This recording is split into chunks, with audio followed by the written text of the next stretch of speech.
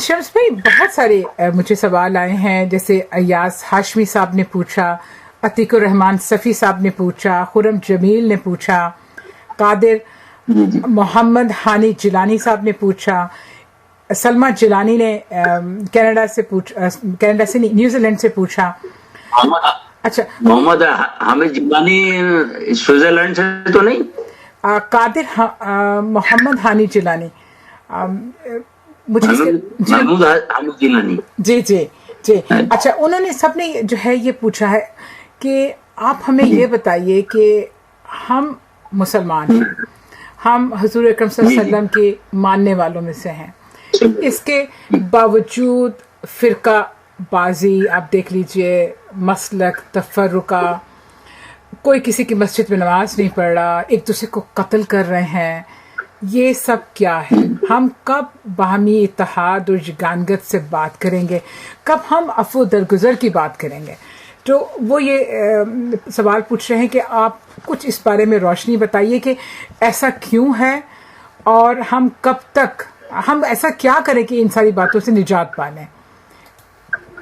اس کا پہلے سے وہی جواب ہے میرا ابھی بھی کہ آپ حضور کے راستے پہ چلیں، ہر راستے کو چھوڑ دیں، جی، اس میں ہی فلاح ہے اور اسی میں ہی محبت ہے. اب رہ گئے یہ باقی لوگ، تو اس کی ابتدا جو ہے اگر میں تھوڑی سی تاریخ میں بتاؤں تو جی ضرور، وہ حضرت عثمان کے دور سے شروع ہوتی ہے. حضرت عثمان کے زمانے سے. اچھا، ہاں، اس دور میں، جی اور اس کے لیے حضور صلی اللہ علیہ وسلم نے جی سمجھ پہلی امت کو خبردار کر دیا تھا جی کہ ایسے لوگ ہوں گے کہ جو تم سے بہتر قرات کرتے ہوں گے. حضرت علی سے فرمایا کہ ایسے لوگ ہوں گے جو تم سے بہتر قرات کرتے ہوں گے، واہ سبحان اللہ، اور تمہارے ہاتھ سے وہ قتل ہوں گے. جی. تو بڑی مشکل سے وہ جا کے کس مسلمانوں کے قابو میں تو وہ نہیں آئے. جی، وہ سلسلہ جو شروع ہوا، اور اس میں اس زمانے میں چونکہ عالم نہیں تھے، جی عالموں کو، عالم حضور کے زمانے سے تھے لیکن اسکالر تھے، عالم نہیں تھے. جی، حفاظ زیادہ تھے. حفاظ ہونے کی وجہ یہ تھی کہ جب حضرت عمر رضی اللہ تعالیٰ عنہ نے تراویح شروع کرائی، جی، اس سے پہلے تراویح جو تھی وہ جماعت کی شکل میں نہیں تھی. اچھا، یہ نہ حضور کے زمانے میں تھی، نہ حضرت ابو بکر کے زمانے میں تھی، حضرت عمر کے بھی کافی ہٹ زمانے میں نہیں تھی، لیکن بعد میں انہوں نے اسے شروع کرایا. تو جب تراویح کو شروع کرایا جماعت کی شکل میں، جی، تو اس میں حفاظ کی ضرورت پڑی، اور انہوں نے حفاظ کو ایک وظیفہ دیا. سب کو جو بھی حفظ کرنا چاہتا تھا اس کو بہت سی مدد دیں. تو حفاظ کی تعداد جو وہ بنتا ہو گئی تھی، چونکہ ہر مسجد کے لیے چاہیے تھا. جی، تو اس جو قیادت کر رہے تھے خارجیوں کی تحریک کی، وہ سارے کے سارے حافظ تھے. اچھا، ایک روایت کے مطابق 2000 حافظ تھے. اچھا، ہاں. تو اب آخر میں حضرت علی نے، مختصر ہے میں بات اسے ختم کر دیتا ہوں، زیادہ تفصیل میں جاؤں گا تو پھر مجھے تو پوری سیرت ہی یاد ہے. جی جی. تو جب حضرت علی ریلیکٹنٹ رہے کہ یہ بھی مسلمان ہیں، انہیں نہیں قتل کرنا چاہیے، مجھے ہر رعایت انہیں دیتے رہے، خارجیوں کو. جی، وہ خارجیوں کو. جی جی. نتیجہ یہ ہوا کہ وہ کوفے کے آس پاس آ کے جیسے کہ آپ بیٹھے ہوئے ہیں، جی، اور لوٹ مار شروع کر دی. اس کے بعد حضور صلی اللہ سارے حضرت علی نے جو ہے وہ صحابہ کرام کو بھیجا رضی اللہ تعالیٰ نے، جی، اور ان کو سمجھا. جو صحابہ کرام جو گئے تھے ان کو بھی انہوں نے شہید کر دیا. آخر میں وہ کوئی چارہ نہیں رہا، تو انہوں نے پھر جنگ نہروان جو ہے وہ، اور جنگ نہروان میں جو ہے وہ حضرت علی نے پھر بھی حضرت نام ابھی پھر ذہن سے گزر گئے، اپنا ایک پرچم دے کے بھیجا ان کو. حضرت عمار کو کہ عام معافی کا اعلان کر دو. تو انہوں نے ان سے کہو کہ جو بھی چلا جانا چاہتا ہے یہاں سے وہ چلا جائے اور اس کے لیے عام معاف. تو نتیجہ یہ ہوا کہ یہ جو جتنے خارجیوں کے گروہ تھے یہ ادھر ادھر چلے ہٹ گئے. اچھا. وہاں صرف 4000 ایسے خارجی رہ گئے جو کہ حضرت علی کے ہاتھوں وہ قتل ہوئے. اچھا. جب مارے گئے جنگ میں انہوں نے کہا ہم مر جائیں گے لیکن نہیں پڑیں گے. تو اس کے بعد پھر وہ جو نشانیاں بتائی تھیں وہ اب میں نے جو کتاب حضرت علی میں لکھی اس میں پڑھ لی, پوری تفصیل لکھی میں نے, تو وہ ساری نشانیاں مل گئیں. اس سے انسان دعا کہ وہ حضرت علی حق پہ تھے جو کچھ حضرت علی نے ان کے ساتھ کیا. تو آخر میں قرآن میں یہ ہے کہ فتنہ جو ہے وہ کفر سے بڑا جرم ہے, قتل سے بڑا جرم ہے. قتل سے بڑا جرم ہے. بڑا. تو امن کے بعد فتنہ پیدا کرنے والے جو ہیں وہ کبھی بھی قابل ستائش نہیں رہے, کسی دور میں بھی نہیں رہے, اس دور میں بھی نہیں. تو ان کے ساتھ کیا برتاؤ کیا جائے؟ اب ظاہر ہے کہ طاقت ان کے پاس ہے. شروعات وہیں سے ہوئی جہاں میں بتا رہا ہوں کہ جب سعودی گورنمنٹ آئی تو اس نے یہ تعلیم عام کی کہ بھئی یہ بدعت, یہ بدعت, یہ بدعت. بدعت ہے کیا؟ یہ کسی کوئی نہیں کہتا. بدعت یہ ہے کہ جو چیز حضور کے زمانے میں جو اسٹیبلش پریکٹس ہے اس کو کوئی تبدیلی کرنا وہ بدعت ہے. اب جو حضور کے زمانے میں نہیں تھی, بدعت کے لغوی معنی جو ہے عربی میں وہ ہر ایجاد اس میں آ جاتی ہے. ہر نئی چیز کو بدعت کہتے ہیں جو اس سے پہلے نہ ہو. تو پہلی بات تو یہ کہ لغوی معنی وہ نہیں آتے, جو چیز کبھی نہ ہو. جس اسی لیے اللہ تعالیٰ نے اپنی صفات میں کہا بدیع السماوات, اس سے پہلے سماوات نہیں تھی, میں نے پیدا کی. تو بدی کے معنی جو ہیں وہ پہلی دفعہ پیدا کرنے والے کی, تو بدعت اسی سے نکلا. تو یہ جو حضور نے کیا وہ تو پھر اب ویسے ہی وہ مطلب یہ کہ اس کے خلاف تو کوئی کرنے کی ضرورت مسلمان تو کر نہیں سکتا, اس کو ہی فالو کرنا ہے.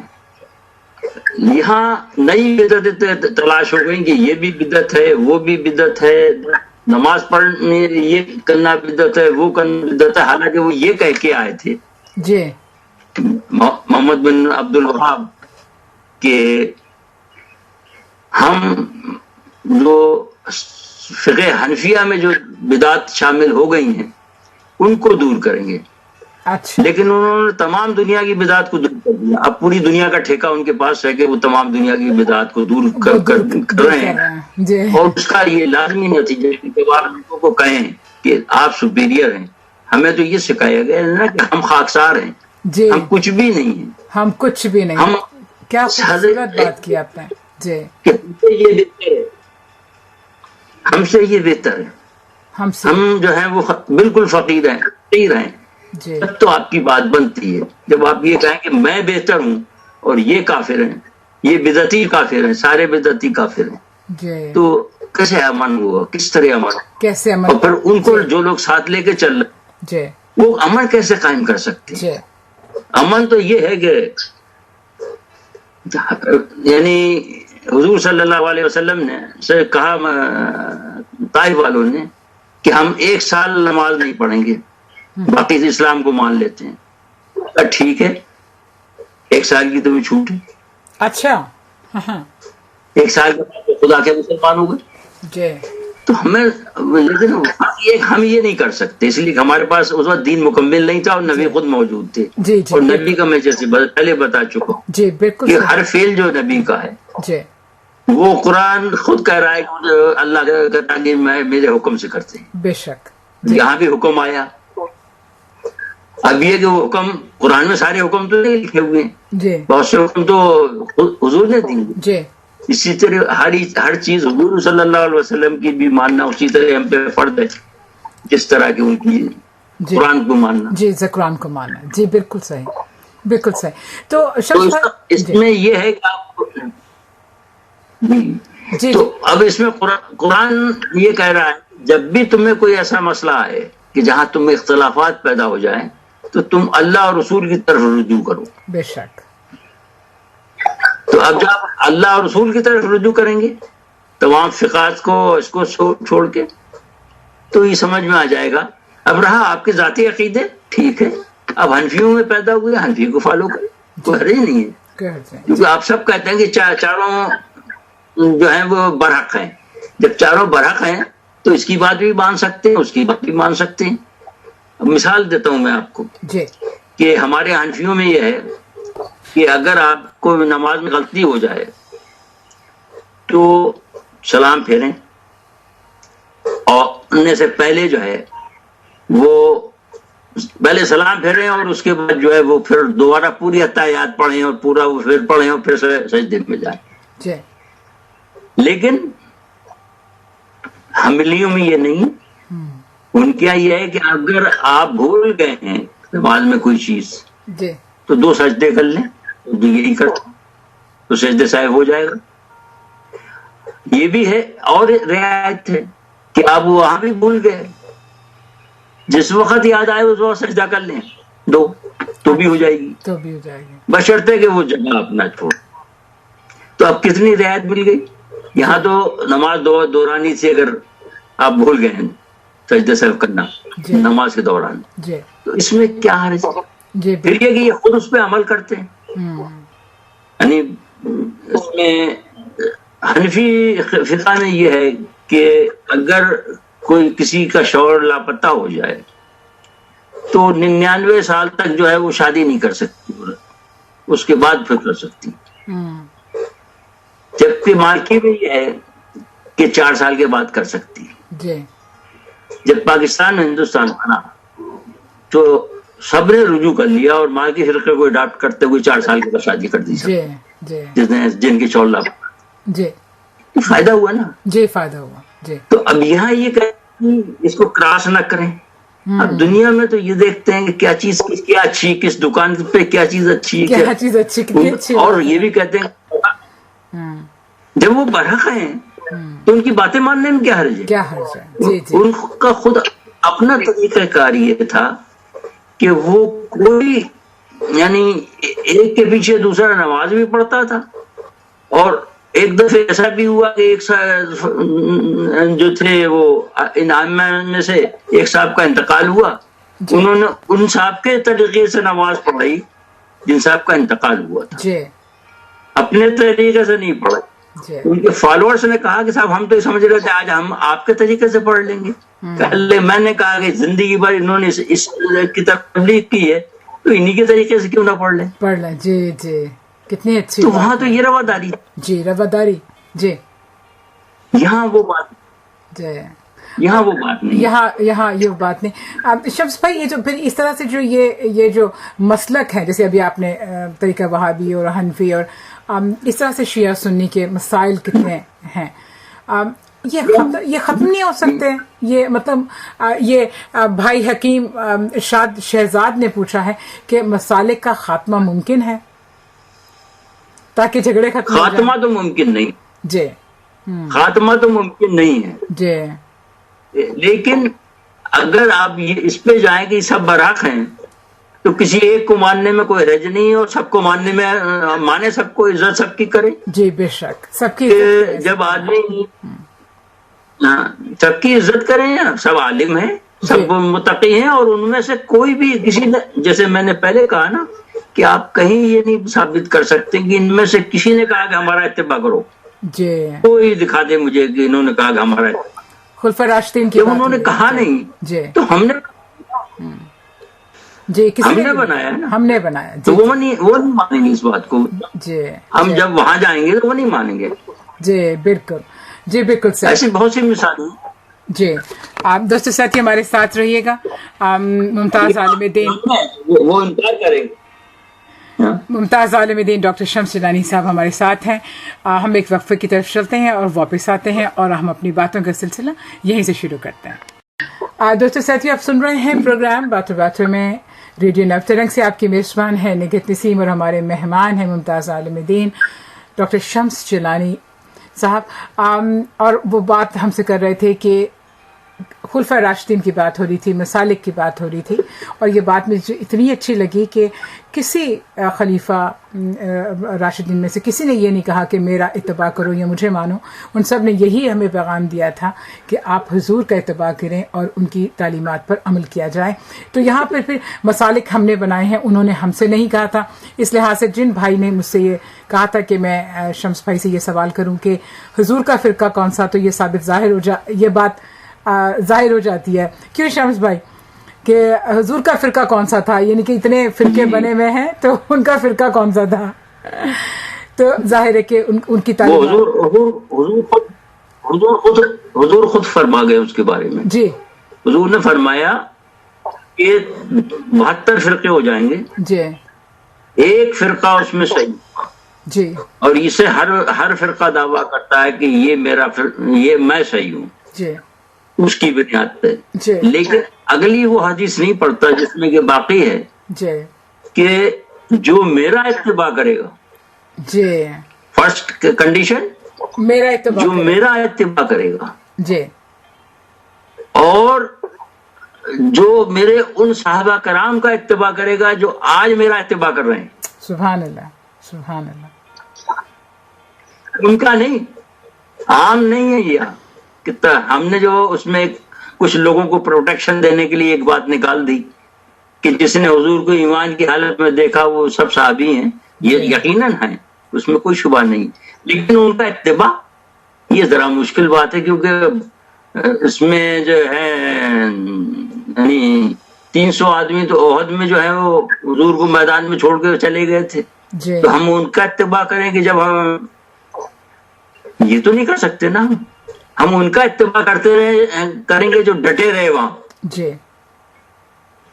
तो वही पहुंचती है कि जो हुजूर का फिरका है, और हुजूर का फिरका जो है वो खुद हजरत आयशा से हदीस मरवी है कि लोगों ने पूछा कि हुजूर का खुल्क क्या था। उन्होंने कहा कि तुमने कभी कुरान नहीं पढ़ा। तो हुजूर का खुल्क कुरान था, हुजूर की प्रैक्टिस कुरान थी। और हमारे लिए कहा गया कि तुम्हारे लिए अस्वाए हुस्ना जो है, अस्वाए हुस्ना मजमुआ कुरान और सुन्नत का। जी। तो जब हुजूर का रास्ता जो है वो सबसे रास्ता है, वही महफूज रास्ता है, बाकी कोई रास्ता महफूज नहीं है, वो कुरान का रास्ता है। जी।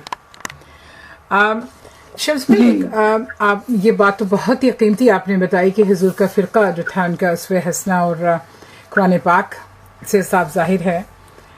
मुझे आपसे ना एक और सवाल पूछना है कि वो लोग जो अल्लाह पे यकीन नहीं रखते हैं, वो हुजूर अकरम सल्लल्लाहु अलैहि वसल्लम के ऊपर और कहते हैं, जैसे कुरान के ऊपर वो कहते हैं कि अल्लाह मियाँ ने औरत की गवाही यादी रखी है, औरत को मारने का हुक्म दिया है, आदमी को 4 शादियों की गुंजाइश है।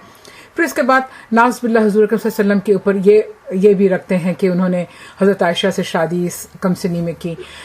ये सारी बातें हैं जो कहते हैं कि कोई है मुसलमान जो मुझे इसका जवाब दे, और हम नहीं यकीन रखते, हम खुदा पे यकीन नहीं रखते, हम हुजूर पे यकीन नहीं रखते, यानी कि दूसरे लफ्ज़ों में वो एथियस्ट हैं। तो आप कुछ उनके बारे में बताइए कि वो ऐसे ये क्या सवाल हैं, ये क्यों ऐसे करते हैं?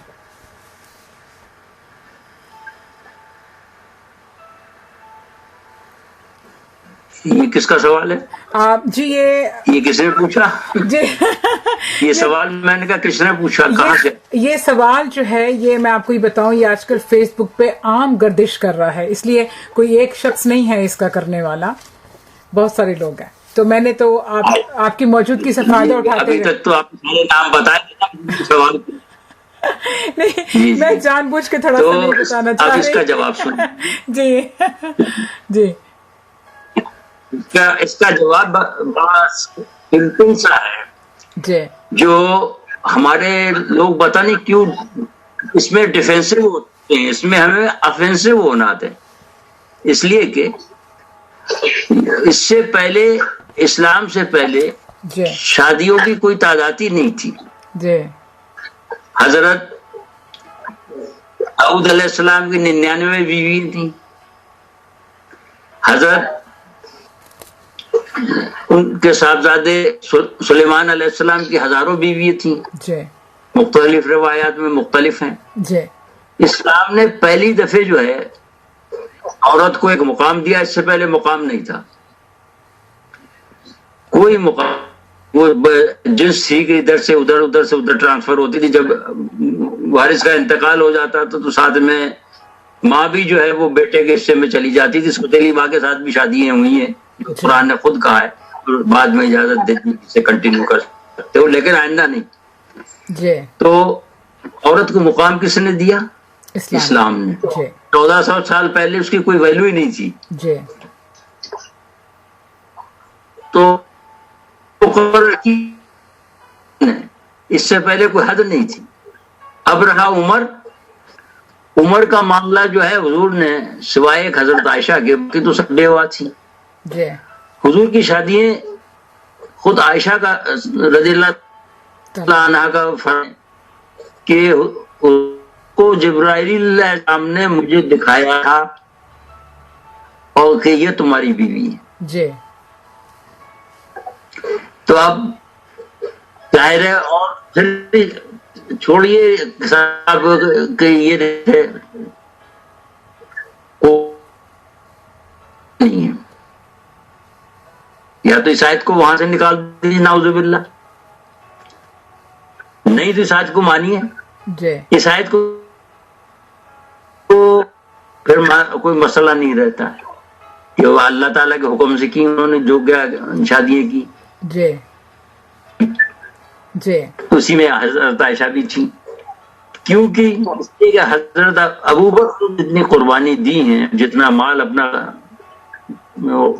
یعنی ایک مرتبہ تو ایسا آیا کہ وہ تمام کفار جو تھے ان کو اس طرح چھوڑ کے چلے گئے کہ کعبے میں سمجھے کہ اب یہ جو ہے وہ قتل ہو چکے ہیں. جی اللہ کو ان سے کام لینا تھا، دوبارہ زندگی دی، اور پھر وہ تو ایسے آدمی کو جی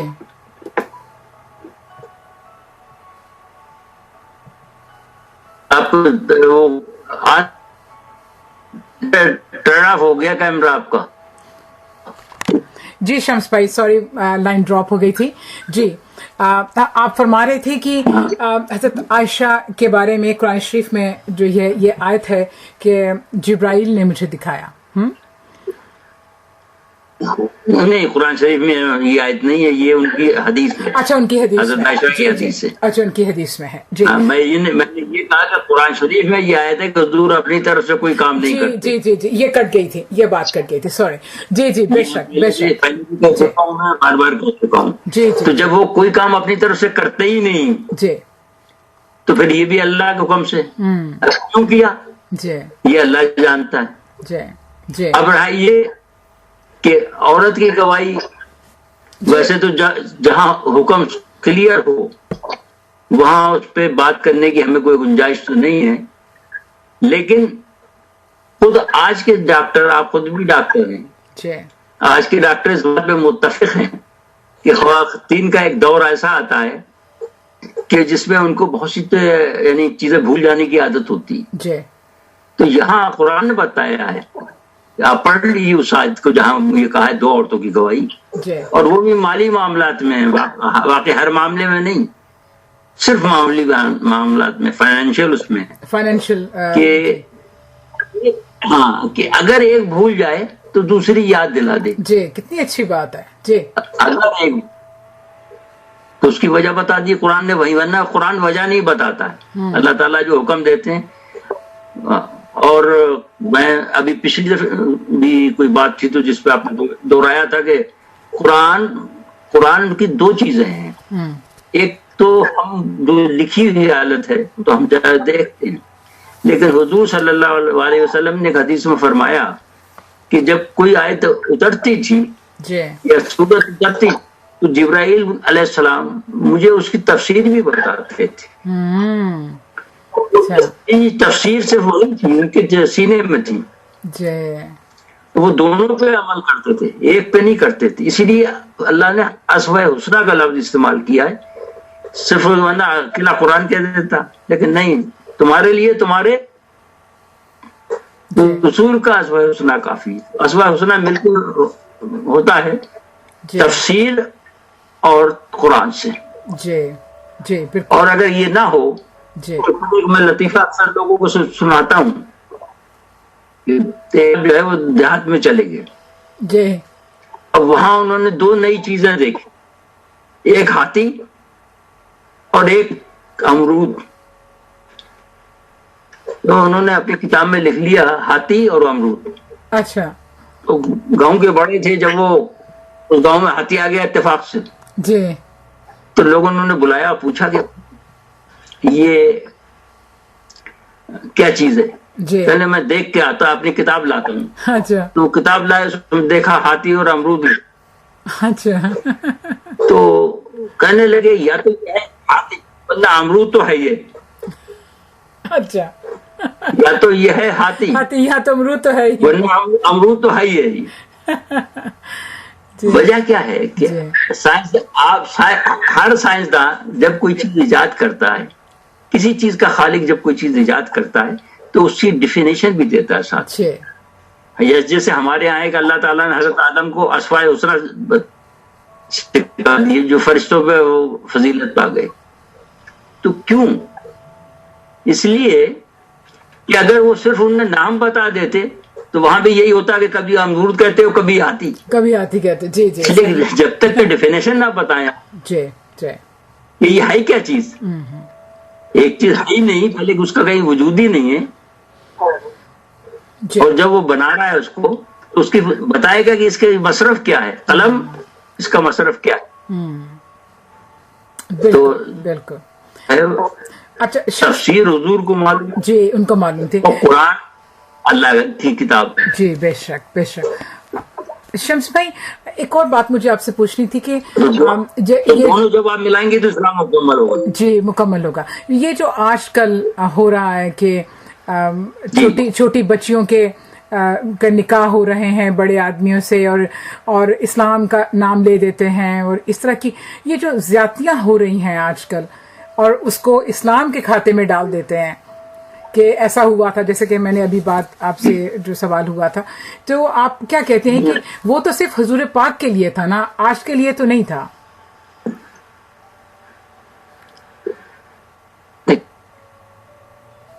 نہیں دیکھیے, جہاں تک کہ ولیوں کا تعلق ہے, وہ عورت کے لیے ولی تو ہے جب تک کہ وہ نابالغ بچی ہے, جی اور ولایت میں اس کی ہوتی ہے. تو بعض وقت آپ دیکھتے ہیں کہ بہت سی شادیاں ناکام ہو جاتی ہیں, جی اس لیے کہ والدین کی مرضی کے خلاف ہوتی ہیں.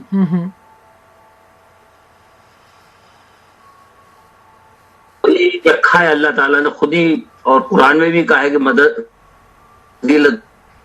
تو چونکہ اگر فضیلت حاصل نہ ہو تو کوئی دنیا کا نظام چل نہیں سکتا. جی اور اسلام تو یہاں تک جاتا ہے کہ اگر آپ 2 آدمی ہیں تو ایک آپ اپنے میں سے امام بنا لیں. جی تو یہاں بھی گھر کا امام, خاندان کا امام, اس کا کوئی نہ کوئی وجود ہونا چاہیے, ورنہ آپ کا وہ جیسے کہ بادشاہ نہ ملک کا تو ہر امیر اثر اٹھاتا ہے, جی جی تو کوئی نظام نہیں چل سکتا. جی جی لیکن جہاں امیر ہے وہ بھی پوری طرح ذمہ دار ہو اس کا. اب یہاں ہمارے یہاں کیا ہوتا ہے کہ ہماری یہاں شادیاں جو ہوتی ہیں وہ یا تو اس انا پہ ہوتی ہیں کہ میرے خاندان میرے ذات اونچی ہے. اسلام میں کوئی ذات اونچی اور نیچی نہیں ہوتی, وہ تو سب برابر ہے. جی اور اسلام پھیل رہا تھا, رکی اس لیے گیا کہ ہم نے جب ہندوؤں کی یہ چیز پہ کر لی کہ ہمارے یہاں بھی اونچی نیچ ہے, وہ مسلمان ہونے کے بعد بھی مسلی رہے گا. آپ نے پنجاب میں دیکھا ہوگا مسلمان شادی بیاہ کی بات. کاشتکار تھا یہاں پاکستان میں, تو وہ مسلی تھا, مجھے نہیں پتا. میں کھانا کھانے چلا گیا تو اس سے دعوت کی, تو کہتا آپ مسلی کیا چلے گئے کھانا کھانے؟ میں کہا کیوں, کیا یہ کلمہ گو نہیں؟ تو سب جو ہے وہ غلط رستوں سے پیدا ہوئی ہے. اب کیونکہ یہاں باپ پیسے وصول کرتا ہے بہت سی جگہ مہر کے, تو وہ چاہتا ہے کہ میرے ہاتھ میں آئے، پھر لڑکی کی پسند لیتا، حالانکہ لڑکی کی پسند بھی ضروری ہے، لڑکے کی پسند بھی ضروری ہے. اور بنگال میں بڑا اچھا سسٹم تھا، وہاں لڑکی اور لڑکے دونوں کو ایک کسی بزرگ کی موجودگی میں ایک دوسرے کو دیکھ لو، بات کر لو، اور حضور کی سنت حدیث پہ عمل کرتے ہوئے کہ ایک نظر ڈال لیا کرو، اس سے محبت بڑھتی ہے. صحیح ہے. جی تو یہ ہمارے رسم و رواج جو ہیں وہ اسلام کو بدنام کر رہے ہیں، ہم نہیں کر رہے. جی نہیں شمس بھائی، مجھے یہ پوچھنا تھا، سلمہ جلانی صاحبہ نے ایک سوال کیا ہے، وہ یہ کہتی ہیں یہ کہ بچوں کی، لڑکیوں کی جو شادیاں ہو رہی ہیں، چھوٹی عمر کی لڑکیوں کی شادیاں، یعنی کہ ابھی وہ بالغ ہوئی ہیں یا نہیں ہوئی ہیں، ان کی بڑی عمر کے آدمیوں سے جو شادی ہو جاتی ہے، یہ جو جرگہ سسٹم ہے اور کچہری سسٹم، پتہ نہیں کون کون سے جو پاکستان میں سسٹم رائج ہے، ان کے تحت جو ہوتی ہیں، ان کا خاتمہ کیسے ہوگا؟ یہ اللہ میاں کے کھاتے میں ڈال دیتے ہیں کہ ہمارے حضور نے کی تھی تو ہم بھی کر سکتے ہیں. اسی سسٹم کی بات کر رہا ہوں میں. جی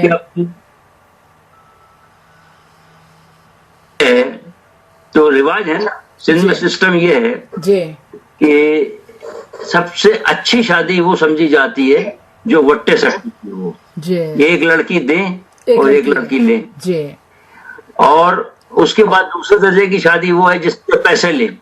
اچھا. اور تیسرے درجے کی شادی جو ہے وہ اللہ نام پہ کہتے ہیں، اور وہ یہ ہے جو کہ شرع شادی. جی تو یہ سب رواج ہیں، اس میں کوئی سچائی نہیں ہے اسلام کے حوالے سے.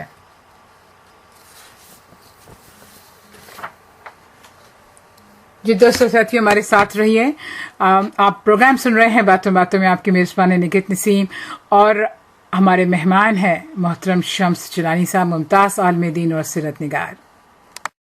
جی دوستو ساتھیو، پروگرام سن رہے ہیں باتوں باتوں میں، آپ کی میزبان ہے نگہت نسیم، اور آج ہمارے مہمان ہیں محترم ڈاکٹر شمس جیلانی، ممتاز عالم دین اور سیرت نگار. ان سے بہت سارے سوال ہو رہے ہیں اور ہم بہت کچھ سیکھ رہے ہیں. ایک سوال شمس بھائی ارم نقوی نے کیا ہے پاکستان سے. وہ کہتی ہیں کہ بہت اہم سوال ہے. وہ کہتی ہیں کہ اکثر ناقدین یہ کہتے ہیں کہ جو بھی تاریخ اسلام لکھی گئی ہے وہ 2050 ہجری کے بعد لکھی گئی ہے، اور وہ اس میں ساری ایرانی کتب شامل ہیں. آپ کیا کہتے ہیں کہ اس اسلامی تاریخ میں کوئی عربی دان بھی موجود ہے، اس کے اندر کوئی عربی مورخ نے بھی کوئی کتاب لکھی ہے اس دوران، اس کے بعد؟ پہلی بات تو یہ کہ سب عربیوں نے ہی لکھی کتابیں. اچھا. اور چونکہ سمرقند بخارا جو ہے وہ اس زمانے میں علم کا مرکز تھا، تو یہ لوگ وہاں سے موو کر کے آ گئے تھے. جی. کیونکہ یہاں وہی چیز ہے کہ حضور نے فرمایا کہ جو یہاں ہیں انہیں آگے پہنچا دیں، جو آگے ہیں ان کو آگے پہنچا دیں. تو تمام دنیا میں جو ہے صحابہ کرام اور یہ علماء کرام پھیل گئے، اور مرکز جو ہے وہ مدینہ شریف سے اور بغداد سے ہٹ کے یہاں آگے خاص طور جی پہ جو ہے ایران میں. تو اس زمانے میں ایران کی سطح جو ہے وہ رشیا تک تھی. رشیا کے بھی یہ اسٹیٹس ان میں شامل تھیں جو آج کل مسلم اسٹیٹ ہیں اور علیحدہ ہیں. جی. تو انہی میں یہ مقامات بھی تھے جہاں کی یہ لوگ ہیں. تو پہلی بات تو یہ ہے کہ وہ غیر عرب نہیں، ان میں اکثر عرب ہیں. دوسری بات یہ کہ پہلے کی کتابیں جو ہے وہ اس زمانے میں کتابیں نہ تو کاغذ دستیاب تھا، نہ اتنی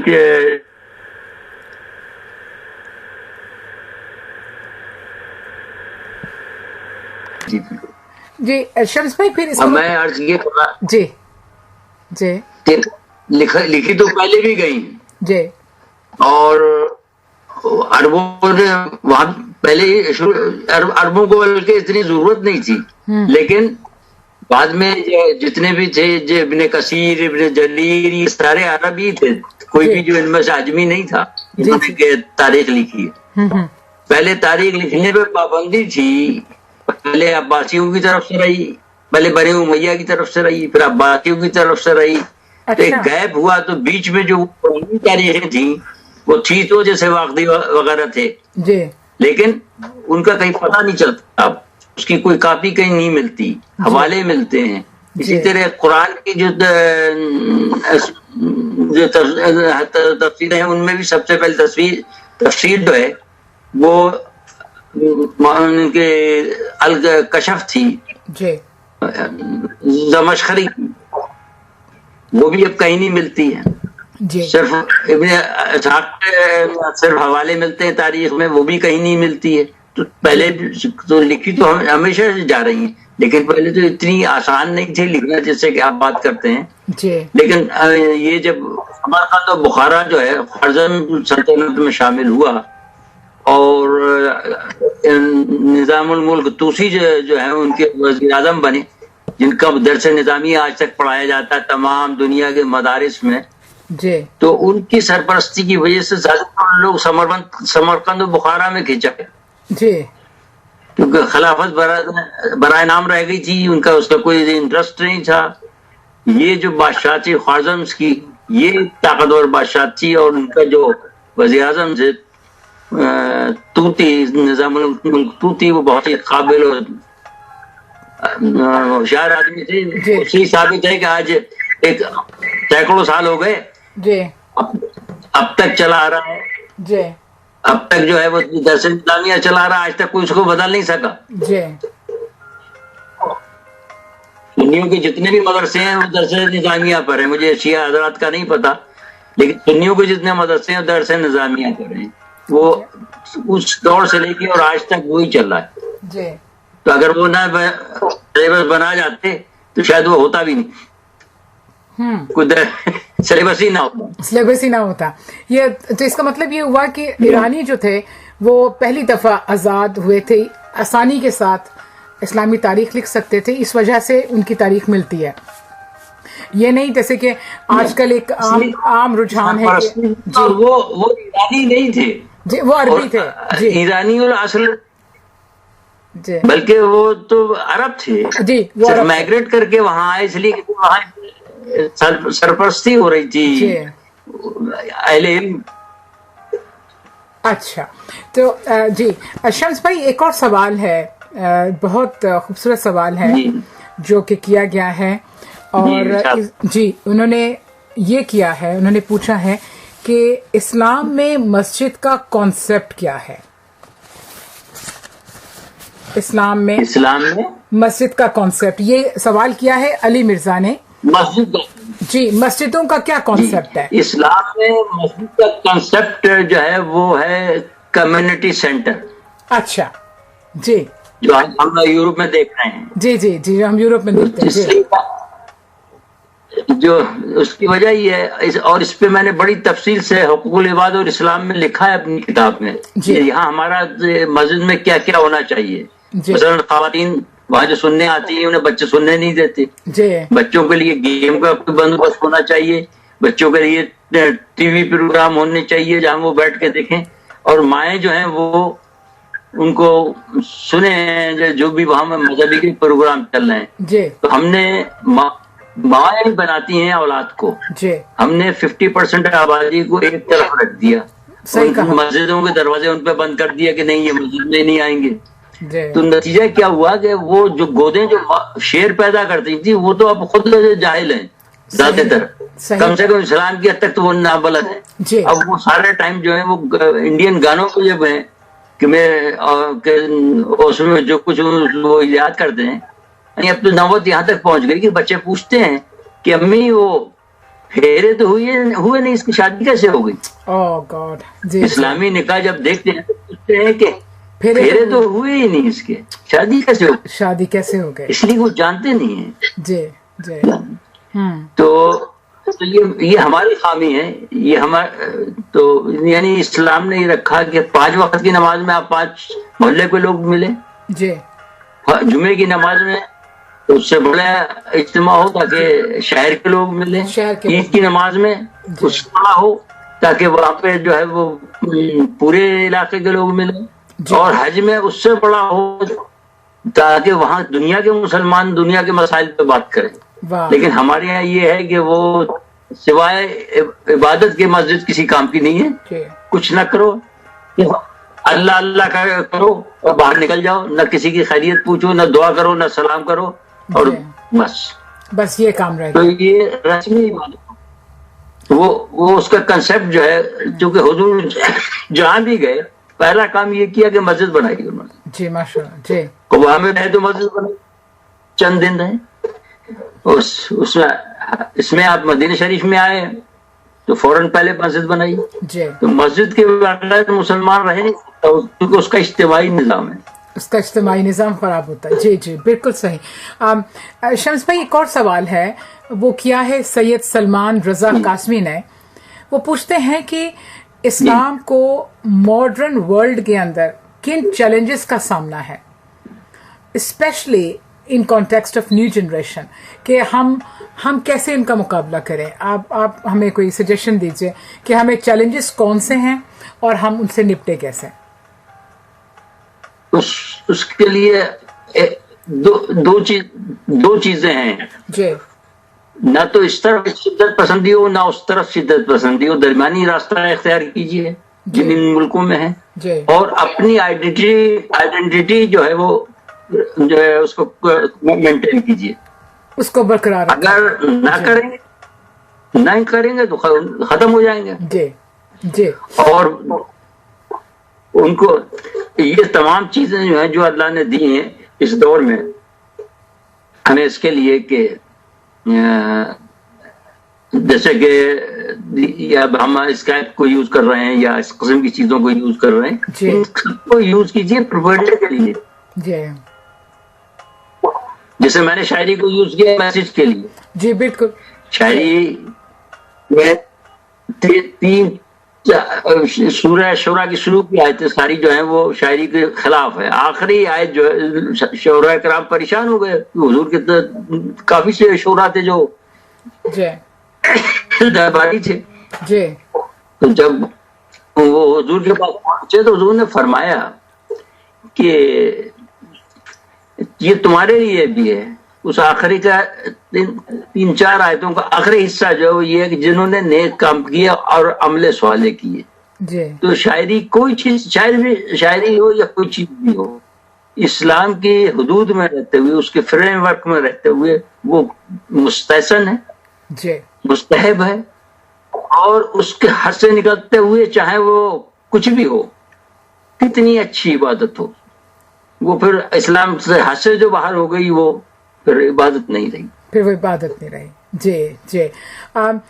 شمس بھائی ایک اور سوال ہے جو کہ کیا ہے سید مصباح حسین جیلانی نے یہاں ہمارے کوئنزلینڈ سے. اسی طرح کا ایک سوال ملتا جلتا شازیہ شہزاد نے لندن سے کیا ہے، اور اسی طرح کا ایک ملتا جلتا سوال کینیڈا سے کیا ہے سیدہ غنچہ جعفری نے.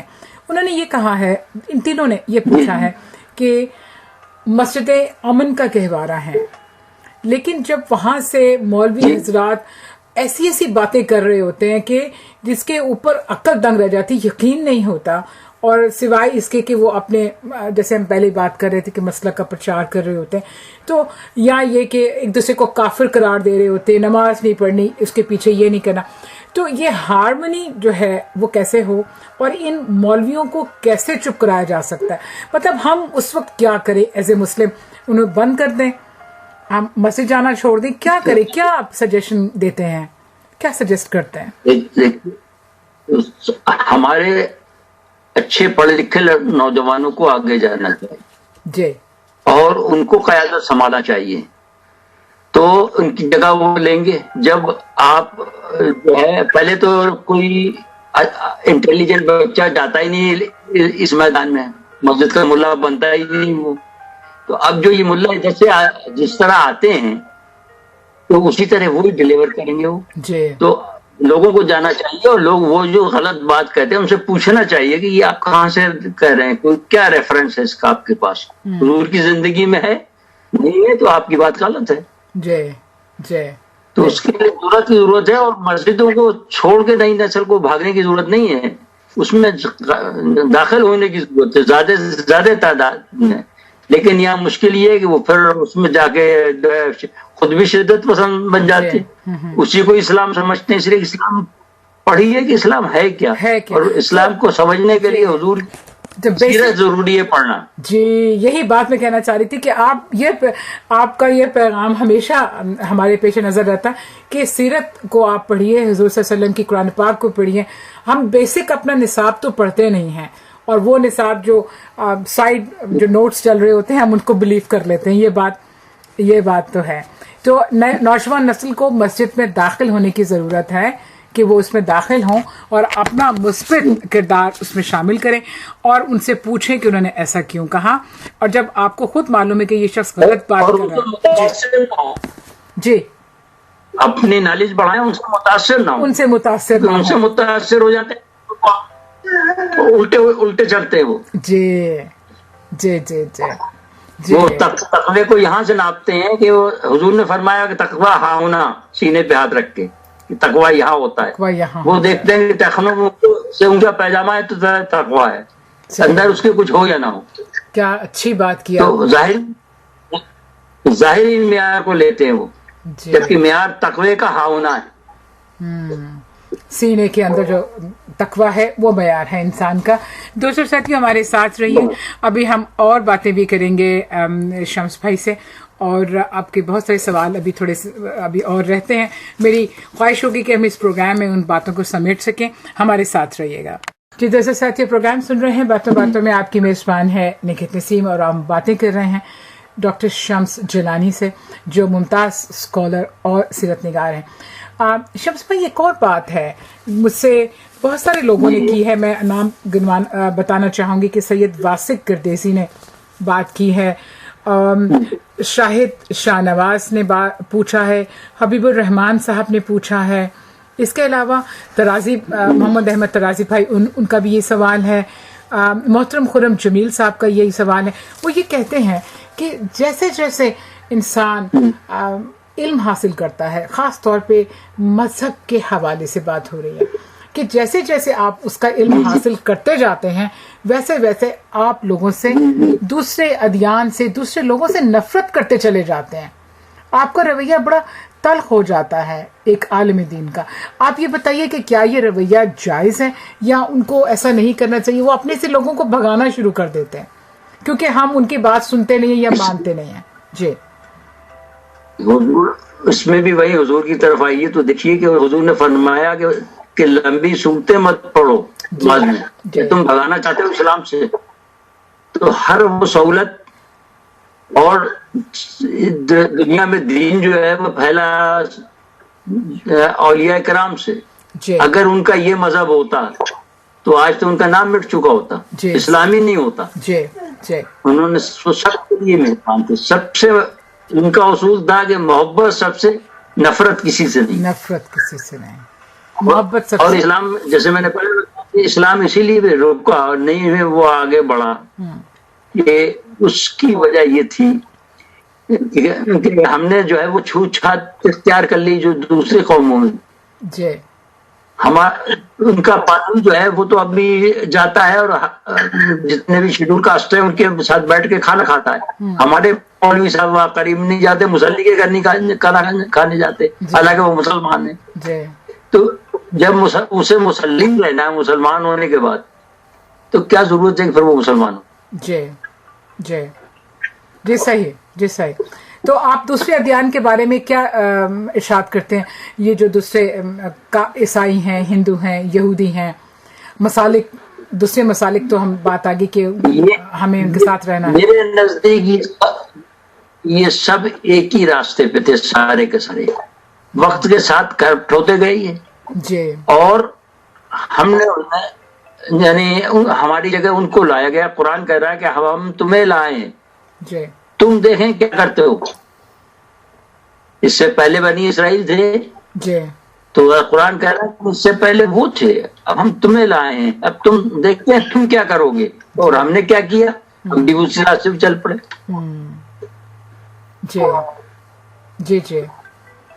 जी सही। तो कमी तो हमारी, हमने रास्ता अल्लाह और रसूल का रास्ता छोड़ दिया। जी, कमी तो हमारी है। जी सही, जी, कमी हमारी है कि हमने उनका जो है वो रास्ता छोड़ दिया। जी, तो जी एक और वही हाल है कि उसी रास्ते पे चले जाए जो नबी का रास्ता है।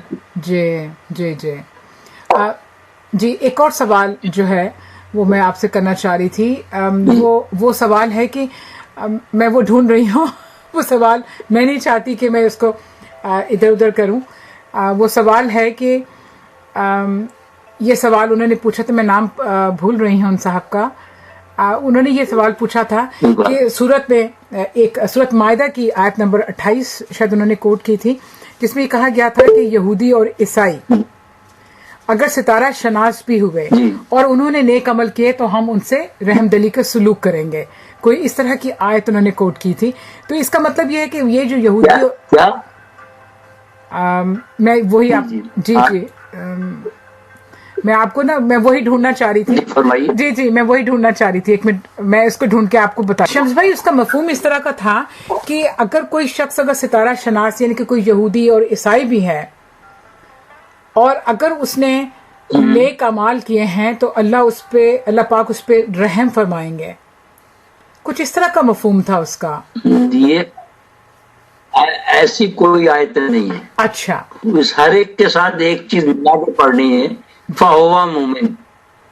اور حضور نے فرمایا کہ میرے بحثت کے بعد جی اگر موسیٰ علیہ السلام بھی ہوتے تو میرا اتباع کرتے، اس کے سوا کوئی چارہ نہیں تھا. اچھا تو جی اگر مومن نہیں ہے جی تو پھر وہ اب کچھ بھی نہیں، اس لیے کہ ہر ایک کا دور اپنے ساتھ چلتا ہے. جی صحیح جی. اور ان کا دور چل گیا، ان کے دور میں جو ان کے دین پہ تھے پکے تھے ان کو تمام چیزیں ملیں گی. لیکن جنہوں نے حضور کو نہیں تسلیم کیا ان کے لیے کوئی چیز نہیں ہے، کیونکہ مومن نہیں ہے وہ. جی صحیح بالکل صحیح. تو میں کہ ایسی کوئی وہ قرآن کی کوئی آیت ہے میری نگاہ سے نہیں گزری، ایسے میں دیکھ لوں گا 28 نمبر. جی شمس بھائی ایک اور یہ ہمیں بتائیے کہ فلاحی کاموں کے بارے میں کیا اسلام کیا تاکید کرتا ہے؟ فلاحی تو قرآن کہتا ہے وَعَمَّا مَا يَنْفَعُ النَّاسُ فَيَمْكُثُ فِي الْأَرْضِ، جی کہ دنیا میں جو بھلائی کے کام ہیں وہ سارے باقی رہ جائیں گے. اور اس کی مثال بتائیے، 2 مثالیں دی ہیں قرآن نے. ایک یہ کہ پانی کو دیکھو، جی اس میں جھاگ آتے ہیں وہ اپنے لیے جو بنتے ہیں، اپنے موت آپ مر جاتے ہیں. لیکن پانی باقی رہتا ہے اس لیے کہ وہ دنیا کو فائدہ پہنچاتا ہے. اسی طرح پھر آگے کہا ہے کہ سونے کو دیکھو، اس کو ڈھالنے کے لیے پگھلاتے ہیں، اس پہ جو جھاگ آتے ہیں وہ ختم ہو جاتے ہیں، پھینک دیے جاتے ہیں، بیکار ہیں. لیکن سونا باقی رہتا ہے. تو اس طرح اللہ تعالیٰ نے ہر چیز بڑی تفصیل سے سمجھائی ہے ہر جگہ. اور خدمت خلق کی انسانیت ہے اور خدمت خلق کی اسلام ہے. جی بالکل صحیح. شمس بھائی ایک اور بات میرے ذہن میں آ رہی تھی کہ آپ یہ بتائیے کہ یہ جو دینی مدارس ہیں آج کل کے، جن کو کہتے ہیں کہ یہ طالبان کا گڑھ ہے، یہاں پہ لوگ شدت پسند پیدا ہو رہے ہیں، یہ ہو رہے ہیں وہ ہو رہے ہیں، آپ کیا کہتے ہیں ان کے بارے میں کہ دینی مدارس میں کا جو نصاب ہے کیا وہ آج کے دور کا ہے یا ہمارے اسلام کے مطابق ہے؟ مطلب وہ کیا ثابت کرنا چاہ رہے ہیں، یا دینی مدارس کی ضرورت ہی کیوں ہے؟ دینی مدارس کی ضرورت تو اصل میں اس سے پہلے جو ہے دینی مدارس ہی سارے علم پڑھاتے تھے.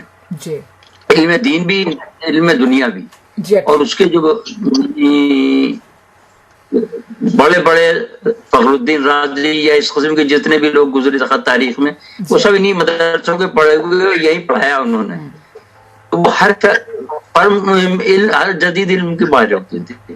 لیکن جب مسلمانوں کا ڈاؤن فال ہوا تو ہم نے ان کی ضد میں ان کے تمام علوم کو چھوڑ دیا، دوسری قوموں کے اسے ایکسیپٹ نہیں کیا، جبکہ ان قوموں نے ہمارے علوم کو ایکسیپٹ کر لیا.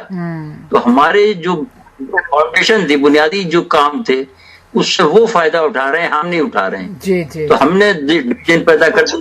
یہ مدرسہ صرف علم دین ہے، یہاں یہ ایک نیا فتویٰ آ گیا کہ علم دین ہے اور علم دنیا جو ہے تو علم دنیا اور علم دونوں مل کے علم بنتے ہیں. جی علم دونوں میں کوئی تفریق نہیں. جی جی تو ان کو جو پڑھانے والے ہیں